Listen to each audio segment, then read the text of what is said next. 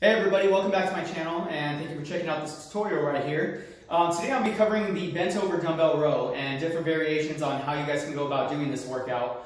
So if you're somebody that works out at home, okay, and you have a home gym, or you just can't get to the gym one day, or you still got, you got an upper body session you got to hit, usually people always like to tend to go towards the dumbbell row, and which is great exercise. It's great to knock out that, that back fat and that unwanted fat that we have back there. It's great for strengthening our backs right there.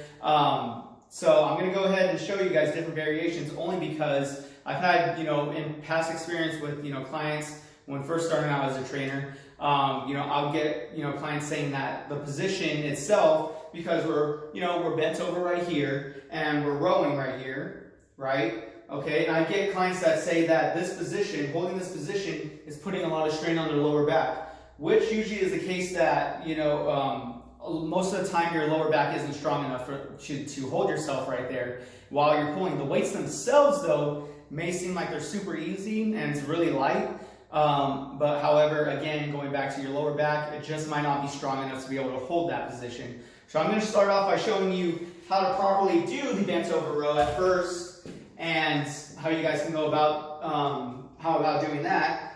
So you're going to go ahead, you're going to place your feet together, okay, feet close together. I'm going to kick my butt back as if I'm doing a deadlift here, okay.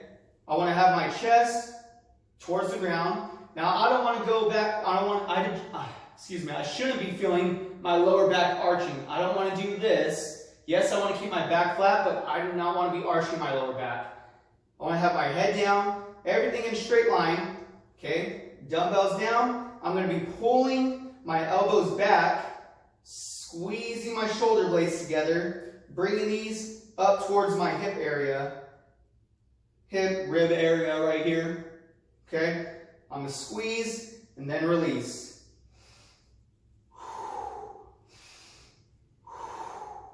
Okay, that's how it should properly be done. Now, when you're in that position, I definitely recommend, if you're going to go heavy, look for shorter reps, okay? Again, we don't want to try to overstrain that lower back area. Unless you honestly feel comfortable in that position, your lower back doesn't bother you, go as heavy as you want then. But if you're somebody who's barely getting started on this, this position, it's all new to you, I definitely recommend starting off light. Now, I know that you might think like, well, it's really light for me, I don't feel like I'm getting a workout in.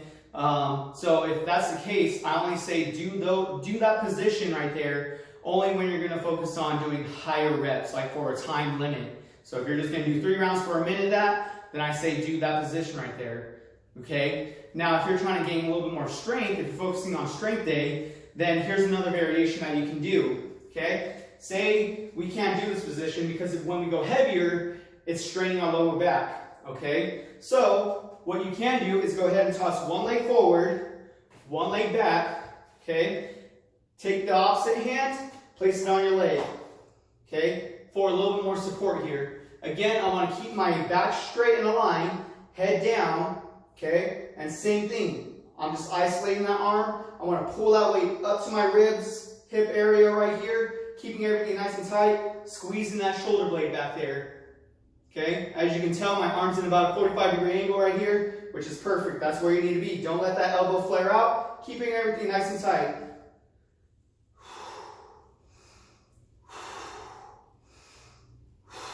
And this gives you a little bit more support right here, so you're not overstraining that lower back area.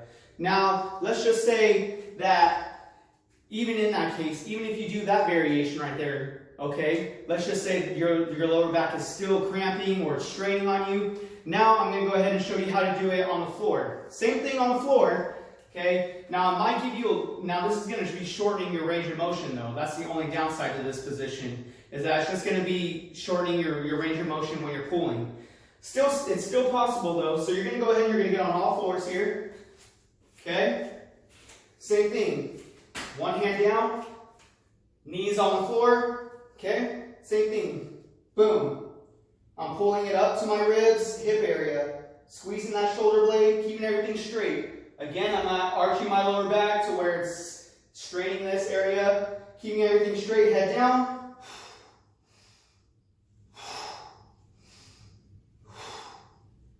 And then switch sides. So those are 3 different variations that you guys can be doing with this position.